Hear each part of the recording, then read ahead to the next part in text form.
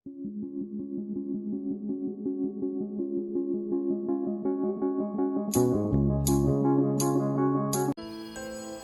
ang ating ilang buhay po sa ating lahat. Gawin po natin to sa ating saging. Kasi tanggal natin to sa kanyang tawag dito. Sa amin pungango. Pinakaano ng saging. Ayun kasi dito. So kailangan na matanggal siya sa bago ko kasi ipasok sa bahay, kailangan paano na siya tanggal na. At mapapatulog pa natin yung dagta.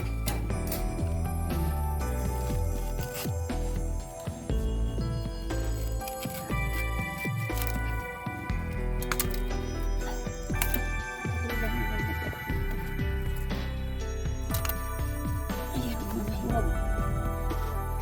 Matamis po yung hinog. Masarap po itong saging na ito. Pwede siyang gawing maruya. Turon. Mas masarap nga ito gawing turon. Kasi matamis. Mas masarap siya sa mas masarap siya sa saba. Kasi ang saba matabang.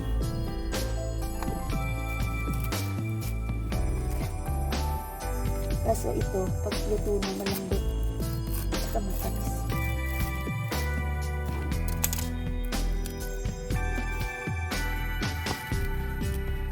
Mas masarap siyang gawin ito.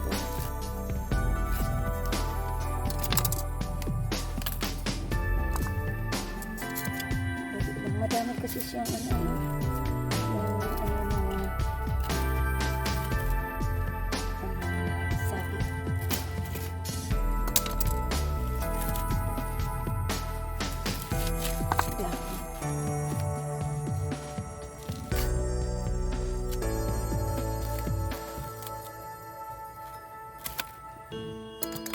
Madagta po siya. Kaya pag mano siya sa tiles, madumi na siya. So ayan, natanggal ko na sa linisin po natin. Tas-tas natin ang camera.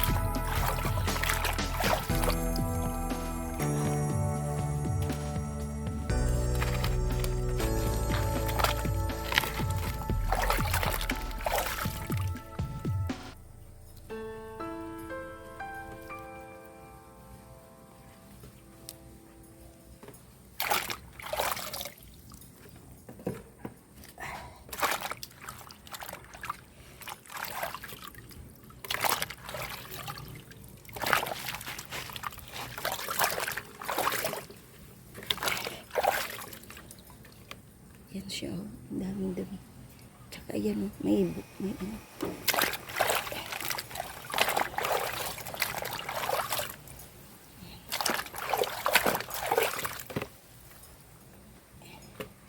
Kailangan natin.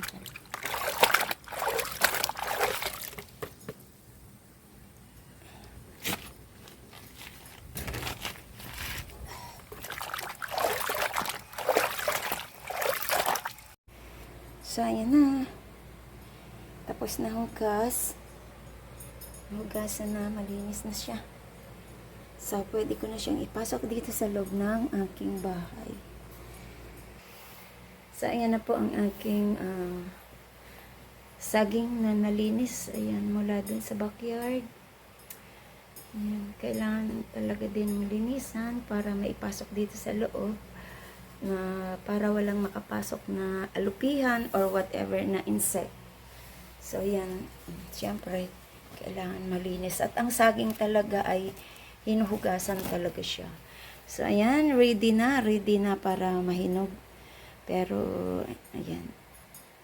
Salamat po sa inyong lahat. At thank you sa lahat ng sumabaybay at nanood ng aking premiere for tonight. Salamat sa inyong support. Ayan, about sa aking garden. Wala na akong mai-content dyan, kundi puro saging kasi siya yung lumawak ang